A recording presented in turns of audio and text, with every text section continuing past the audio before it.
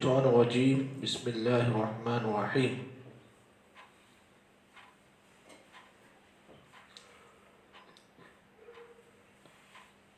هل أتاك حديث موسى إذ ناداه ربه بالوادي المقدس طوى اذهب إلى فرعون إنه طغى فقل هل لك إلى أن تزكى وأهديك إلى ربك فتخشى فأراه الآية الكبرى۔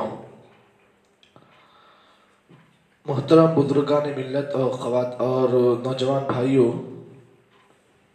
آج کے درس میں آپ کے سامنے میں نے کل 3 آیتیں پیش کی ہیں۔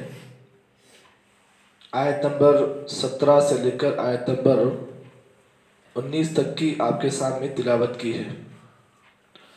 گزشتہ درس میں آپ کے سامنے میں نے یہ بات بیان کی کہ اللہ رب العالمین نے حضرت موسیٰ علیہ السلام کو جب بنی اسرائیل قوم کی طرف اللہ نے نبی بنا کر بھیجا تو اللہ تعالیٰ نے حضرت موسیٰ علیہ السلام کو مختلف باتیں اللہ نے سکھا کر قوم کی طرف بھیجا۔ موسیٰ علیہ السلام اللہ سے کلام کرنے کے لیے کوہ طور پر گئے، وہاں پر اللہ سے آپ کی بات چیت ہوئی۔ بات چیت میں اللہ نے حضرت موسیٰ کو کیا کیا باتیں اللہ نے بتائیں، اللہ نے ان آیتوں میں اس کا ذکر کیا۔ آپ جانتے ہیں کہ حضرت موسیٰ علیہ السلام بنی اسرائیل قوم میں کئی سال آپ نے کام کیا، توحید کا، دعوت کا آپ نے کام کیا، لیکن فرعون جو اس وقت کا بادشاہ تھا حضرت موسیٰ اور ان کے ساتھیوں کو مختلف تکلیفیں دیتا، ستاتا۔ تو اللہ تعالیٰ نے حضرت موسیٰ علیہ السلام سے بات کرنے کے لیے اللہ تعالیٰ نے موسیٰ علیہ السلام کو کوہ طور پر اللہ نے بلایا۔ بلانے کے بعد اللہ نے موسیٰ علیہ السلام کو کیا کیا باتیں سمجھائی، اللہ تعالیٰ نے ان آیتوں میں اس کا ذکر کیا۔ اللہ نے فرمایا اذهب الى فرعون انه طغى، اے موسیٰ تم فرعون کی طرف جاؤ، انه طغى، بے شک وہ سرکشی میں حد سے آگے بڑھ گیا۔ فقل هل لك الى ان تزكى، اے موسیٰ تم فرعون سے کہو کہ کیا تیرے لیے یہ بہتر نہیں ہے کہ تو اپنے آپ کا نفس کا محاسبہ کر لے، اپنے نفس کی پاکیزگی بیان کر لے۔ وَأَهْدِيَكَ إِلَىٰ رَبِّكَ فَتَخْشَىٰ، اے فرعون میں تجھے رہنمائی کر رہا ہوں، تجھے میں سمجھا رہا ہوں۔ وَأَهْدِيَكَ إِلَىٰ رَبِّكَ، میں تجھے تیرے رب کی طرف رہنمائی کر رہا ہوں تاکہ تو اس رب سے ڈر، رب کا خوف اپنے اندر پیدا کر۔ یہ 3 آیتوں میں اللہ تعالیٰ نے حضرت موسیٰ سے کہا کہ جاؤ موسیٰ فرعون کی طرف جاؤ اور تم اسے کہو کہ اے فرعون تم اللہ تعالیٰ سے رجوع ہو جاؤ، اللہ کی طرف تم پلٹ جاؤ اور تم اپنے نفس کا تزکیہ کرو۔ یہ 2-3 باتیں اللہ نے ان آیتوں میں جو میں نے آپ کے سامنے پیش کی اللہ نے بتایا۔ چلیے سب سے پہلے پہلی آیت پر غور کرتے ہیں۔ اللہ تعالیٰ نے کیا کہا موسیٰ سے، اذهب الى فرعون انه طغى، اے موسیٰ تم فرعون کی طرف جاؤ کیونکہ وہ سرکشی میں حد سے آگے بڑھ چکا ہے۔ دیکھیے فرعون اس زمین پر بہت سرکش تھا، سرکشی میں، بغاوت میں وہ حد سے آگے بڑھ گیا تھا۔ اس کی سب سے بڑی بغاوت یہ تھی کہ وہ اللہ تعالیٰ کے بندوں کو اللہ تعالیٰ کی عبادت سے روکتا اور کہتا کہ انا ربکم الاعلی، کہ لوگو میں تمہارا بڑا اللہ ہوں، تمہارا رب ہوں، میں میرے سوا تمہارا کوئی رب نہیں ہے۔ جو فرعون کا جو وزیر تھا جس کا نام حامان تھا، وہ فرعون کہا کرتا تھا یا حامان ابن لی صرحا، اے حامان میرے لیے ایک بڑا کوئی چیز بنا لو تاکہ لوگ جو ہے مجھے پوچھے، کیونکہ اللہ تعالیٰ بہت اونچائی پر رہتا ہے نا، تو میرے لیے بھی ایک بڑا محل تم بناؤ تاکہ لوگ مجھے دیکھیں کہ میں کتنا اونچا ہوں، کیونکہ لوگ کہتے ہیں کہ ہمارا رب بڑا اونچا ہے، تو تم میرے لیے ایک بڑا محل بناؤ تاکہ میں لوگوں کو دکھا سکوں کہ میں کتنا بڑا ہوں، کیونکہ رب جو ہوتا ہے بہت بڑا اونچائی پر ہوتا ہے نا۔ تو میرے لیے تم ایک ایسا محل تعمیر کرو تاکہ لوگ مجھے یہ سمجھے کہ میں اللہ ہوں، کیونکہ اللہ تعالیٰ اونچائی پر رہتا ہے نا۔ تو سرکشی میں حد سے آگے بڑھ گیا تھا۔ سرکشی میں سب سے بڑی سرکشی یہ ہے کہ اس نے اللہ تعالیٰ کے بندوں کو اللہ کی عبادت سے روک دیا تھا. لوگوں کو وہ اللہ تعالیٰ کی ربوبیت اور اللہ کی الوہیت سے وہ لوگوں کو روکتا تھا. یہ سب سے بڑی سرکشی ہے اس روئے زمین پر. یاد رکھیں سب سے بڑی سرکشی یہ ہے کہ اگر کوئی بندہ کسی بندے کو اللہ کی عبادت سے روکے. یاد رکھیں میں جو الفاظ کہہ رہا ہوں, سب سے بڑی سرکشی اور سب سے بڑی بغاوت یہ ہے کہ دنیا میں کوئی آدمی کسی بندے کو اگر اللہ تعالیٰ کی بندگی سے, اللہ کی ربوبیت سے اگر روکتا ہے تو یہ زمین پر سب سے بڑی سرکشی ہے. تو فرعون نے وہی کیا. رب کی سب سے بڑی سرکشی یہ کی کہ وہ اللہ تعالیٰ کے بندوں کو اللہ تعالیٰ کی بندگی سے روکتا تھا اور کہتا تھا کہ لوگوں میں تمہارا بڑا اللہ ہوں, تمہارا رب ہوں میں. اور اس بات کو جان لیں, صحیح مسلم کی روایت اور یہ حدیث جو ہے انسانوں کے دلوں کو دہلانے والی حدیث ہے, جسم پر رونگٹے لانے والی حدیث ہے. اللہ کے نبی صلی اللہ علیہ وسلم نے فرمایا ما من صاحب يعجل الله العقوبة مع ما يدخله في الآخرة البغي وصاحب قطيعة الرحم. اللہ کے نبی نے فرمایا دو گناہ ایسے ہیں, دو جرم ایسے ہیں کہ برابر بندے کو اللہ تعالیٰ اس کی سزا, اس بندے کو, اس مجرم کو اس کے جرم کی سزا اللہ تعالیٰ دنیا میں بھی دیتے ہیں اور آخرت میں بھی دیتے ہیں. یہ دو جرم ایسے ہیں سزا اللہ تعالیٰ اس کی انسان کو دنیا میں بھی دیں گے اور آخرت میں دیں گے. بتائیے وہ کون سے ہیں؟ شرک تو معلوم ہے آپ کو, شرک اگر کوئی بندہ کرتا ہے زمین پر تو اللہ تعالیٰ اس کا انجام یہ رکھا ہے کہ جنت اس پر حرام ہے. یہ تو طے ہے, یہ بالکل دو ٹوک بات ہے کہ اگر کوئی آدمی زمین پر اللہ کا شرک کرتا ہے, اللہ کے ساتھ شرک کرتا ہے تو اللہ نے اس پر جنت حرام کر دی ہے, یہ تو طے ہے. لیکن دو گناہ یہ اتنے خطرناک ہیں کہ اگر کوئی آدمی ان دو گناہوں کو کرتا ہے تو اللہ تعالیٰ اس کے دنیا میں ہی اسے عذاب اس کا عطا کرتے ہیں اور آخرت میں بھی اس کا عذاب اسے دیا جائے گا. سب سے پہلا گناہ البغیو, بغیو کہتے ہیں سرکشی, بغاوت, جسے آپ بغاوت کہتے ہیں, سرکشی کہتے ہیں, یہ طغیانی کہتے ہیں.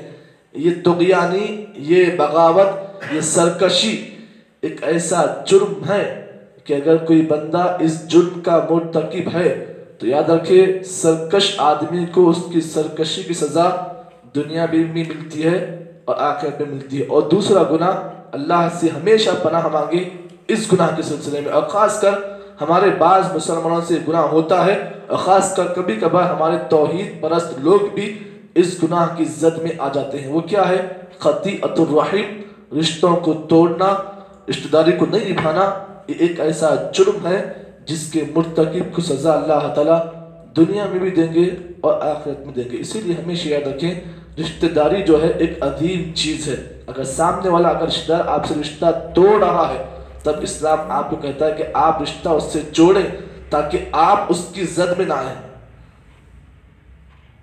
تو رشتہ داری کو توڑنا بھی ایک ایسا جرم ہے جس کے مرتکب کو اللہ تعالیٰ سزا دنیا میں بھی دیں گے اور آخرت میں دیں گے. تو معلوم یہ ہوا کہ پہلا گناہ جو ہے سرکشی, یہ ایک ایسا جرم ہے کہ فرعون نے بھی سرکشی کی اور آپ جانتے ہیں سزا اس کو کہاں ملی؟ یہاں ملی, دنیا میں ملی. دنیا میں سزا کیسے ملی؟ جب وہ اس کا انتقال ہوا یا پھر جب وہ مر گیا تو آپ جانتے ہیں کہ دریا میں غرق ہوا, اللہ نے دریا میں غرق کر دیا. اور کیا ہوا؟ دریا نے اسے اپنے پانی سے باہر نکال دیا, دریا نے اپنے اندر سے نکال دیا باہر. اور سرکش تمام لوگوں کے لیے اللہ تعالیٰ نے فرعون کی لاش کو اللہ نے سرکشوں کے لیے ایک نمونہ بنا دیا. دیکھو اس دنیا میں جو بھی سرکشی کرے گا نا تو سب سے پہلے فرعون کی لاش کو دیکھے, دیکھنے کے بعد سدھر جائے. اگر نہیں سدھرے گا تو جیسا ہم نے سلوک فرعون کی لاش کے ساتھ کیا ویسے ہم تمہارے ساتھ بھی کر سکتے ہیں. یہ ایک نمونے کے طور پر اللہ تعالیٰ نے اس کے باڈی کو اللہ نے اس دنیا میں رکھ دیا ہے. نہ زمین نے اس کے جسم کو قبول کیا, نہ پانی نے اس کے جسم کو قبول کیا. یہ سزا ہے ہر اس آدمی کے لیے جو اس زمین پر اللہ تعالیٰ کی سرکشی کرتا ہے. تو اللہ تعالیٰ نے موسیٰ کو وہی کہا کہ اے موسیٰ السلام آپ فرعون کے پاس جاؤ, بے شک وہ بڑا سرکش ہو گیا ہے۔ اس کی ایک اور سرکشی یہ بھی تھی، ایک تو یہ اللہ تعالیٰ کے بندوں کو اللہ کی بندگی سے روکتا، ایک دوسری سرکشی اس کی یہ بھی تھی کہ فرعون نے یہ کام لوگوں میں عام کیا تھا۔ اللہ نے کہا ان فرعون علا فی الارض، فرعون زمین میں بڑی سرکشی اس نے اختیار کی تھی۔ یستضعف طائفۃ منہم، جو ان میں کا کمزور فرقہ ہوتا، جو کمزور لوگ ہوتا تو فرعون کیا کرتا؟ اس کے ساتھ ظلم کرتا۔ یذبح ابناءہم، فرعون کیا کرتا؟ قوم کے جو بچے ہیں، مذکر جو اولاد ہیں، ان کو ذبح کرتا اور لڑکیوں کو زندہ رکھتا۔ کیوں؟ اس لیے کہ فرعون کے پاس ایک نجومی تھا، اس نے کہا تھا دیکھو بنی اسرائیل میں ایک بچہ پیدا ہوگا، وہ بچہ کیا کرے گا؟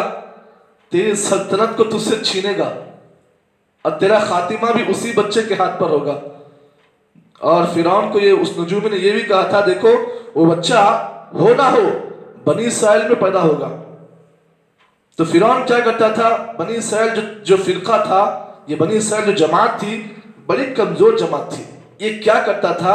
بنی اسرائیل میں اگر اس کو معلوم ہوتا کوئی بچہ پیدا ہوا ہے کسی گھر میں تو فوری کیا کرتا؟ اپنے لوگوں کو بھیجتا، اس بچے کو مار دیتا۔ کیوں؟ تاکہ اس نے یہ اعلان کیا تھا کہ اگر بنی اسرائیل قوم میں کوئی بھی لڑکا اگر پیدا ہو جائے اسے مار دینا۔ اگر لڑکی پیدا ہو تو کوئی مسئلہ نہیں، لیکن لڑکا پیدا نہیں ہونا۔ کیوں؟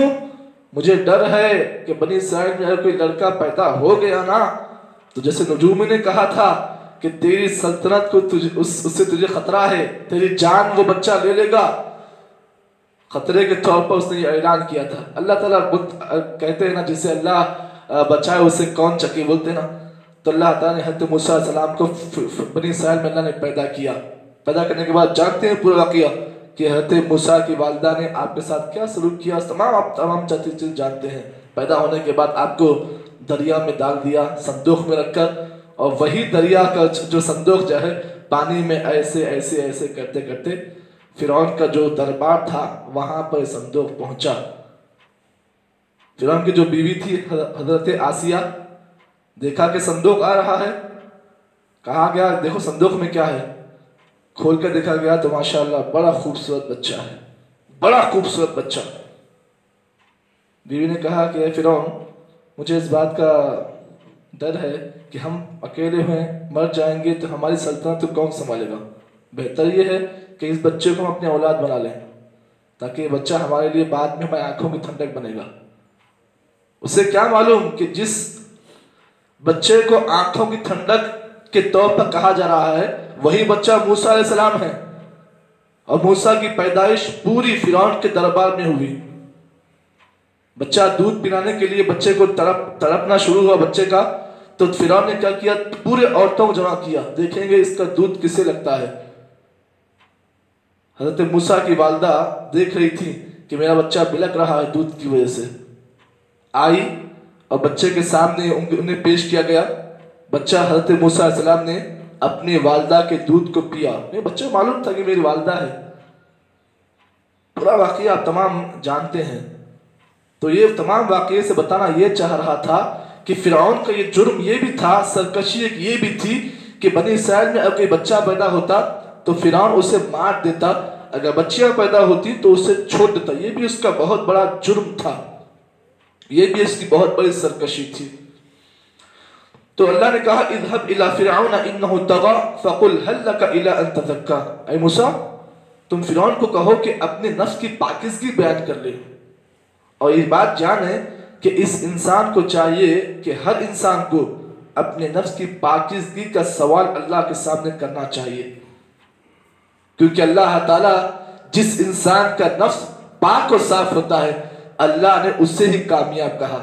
اللہ نے قرآن مجید میں کہا سورہ شمس پر اللہ نے فرمایا قد افلح من زکاہا وقد خاب من دساہا، تحقیق کہ وہ انسان کامیاب ہے جس نے اپنے نفس کا صفائی کی، نفس کی پاکی بیان کی، وقد خاب من دساہا، اور تحقیق کہ وہ انسان ناکام ہے، وہ انسان نامراد ہے جس نے اپنے نفس کا تزکیہ نہیں کیا۔ نفس کا تزکیہ کا مطلب یہ ہے کہ انسان اپنے نفس کے اندر سے تمام بری عادتوں کو، تمام برے صفات کو، तमाम बुरी कबासतों को इंसान अपने नफ्स से पाक को साफ करे, ये नफ्स का तज़किया है।